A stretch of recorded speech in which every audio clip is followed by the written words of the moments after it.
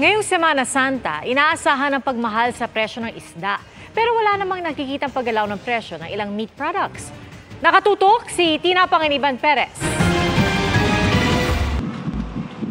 Nagrereklamo ang ilang nagtitinda sa Kamuning Market. Matumal kasi ang benta kahit ng mga isda ngayong Semana Santa. Sabi ng isang nagtitinda, baka raw kasi nasa probinsya na ang mga customer nila.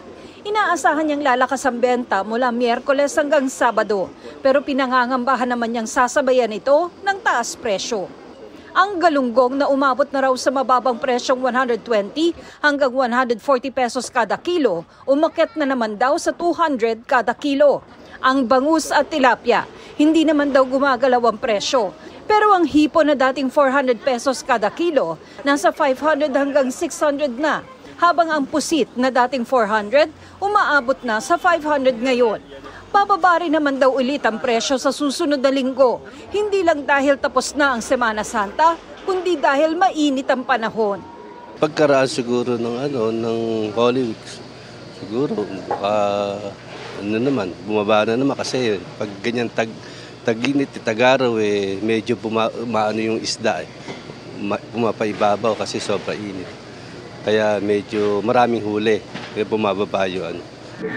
Ayon sa Department of Agriculture, karaniwan ang tumataas ang presyo ng isda pag Semana Santa.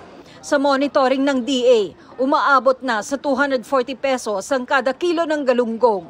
Yung presyo, kung titingnan natin yung historical, tumataas by 10 to 20%, lalo na yung isda. Ang ilang gulay naman, nagbura, gaya ng kamatis na bumaba ng 10 piso ang kada kilo.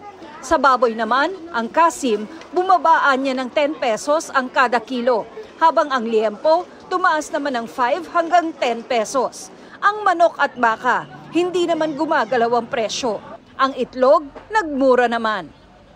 Mas maraming supply ngayon at saka ngayon ay makita rin natin kahit may El Nino lumiliit, pero consistently maganda yung production natin ng egg.